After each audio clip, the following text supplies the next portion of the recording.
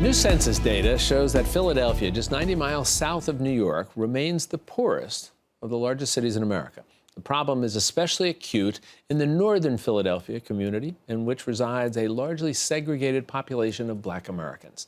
A new documentary, Quest, airing on PBS's POV, is an intimate portrait of a family capturing their struggles, large and small, in a neighborhood riddled with the same issues of inequality and neglect that plague so much of America's urban landscape. It's also a testament to love, healing, and hope. Take a look. I love North Philly.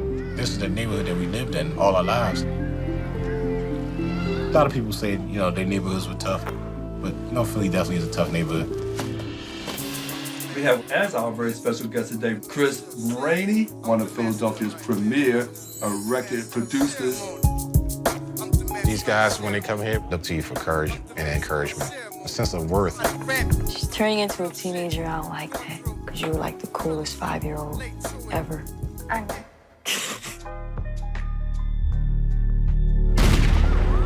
When the gun is fired in our community, it's killing all of us. It seems like nobody cares about this little section of the city. There's anger, there's sadness, and confusion. As a mom, all we can do is roll with the punches. You got the seed, somebody needs to plant that seed and let it grow, and that's what I'm trying to do for my neighborhood. North Philly, have a Quest. We could have recorded that whole thing. That was art. We present this segment as a part of our initiative, Chasing the Dream, that focuses on poverty, opportunity, and equality in America. Joining us now is the documentary's producer, Sabrina Schmidt-Gordon. It's nice to have you here with us. Thank you for having me. This is a very compelling story on so many different levels. How did this idea come about to say, let's chronicle this family? Yeah, actually, the director of the film, John Olszewski, he was actually just taking pictures of the artists in the music studio that we see in the film. So Jonathan started to film when he learned that Quest, Chris, delivered newspapers, and he wanted to follow him on his paper route. And he decided to hang out with them a little bit more. There is a great shot, by the way, of him flipping the newspapers over his shoulder, and he lands them exactly on the stoop. Yeah. Give us a sense of this family and why their story is so intriguing.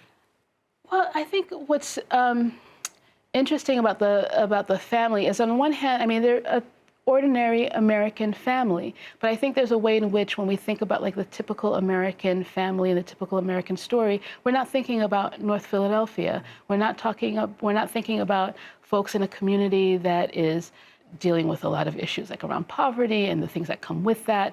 I thought this was an opportunity really to sort of change the narrative about what is an American family, what is the American experience. And I think that's really what makes them really compelling. They're a loving family. Because we filmed over 10 years, you see all of the things that happen in the country over that time sort of intersect in their lives in very personal and very dramatic ways. And the community itself. One of the things I was struck by is their deep affinity for this community. Did that surprise you?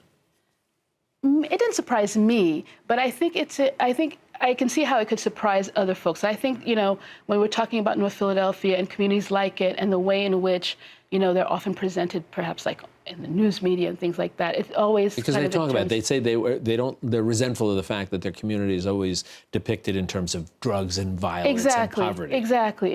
And there's a way in which it's really like forgotten and neglected. I think there's a scene, I don't think it's giving anything away, where they're being interviewed by a local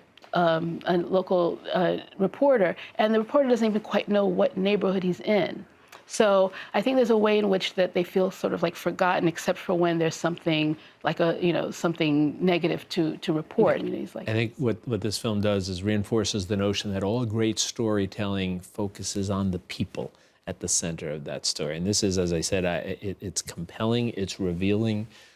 Over a long period of time, it's just a great piece of storytelling. Sabrina, thank you for spending some time and talking with us about it. And I'm sure folks are going to be really interested in watching this after they watch and listen to our conversation. Again, great work. Thanks for spending some time with us. Thank you so much. And a reminder for you, POV's Quest premieres June 18th on WNET at 10 p.m. Please check your local listings for additional viewing opportunities.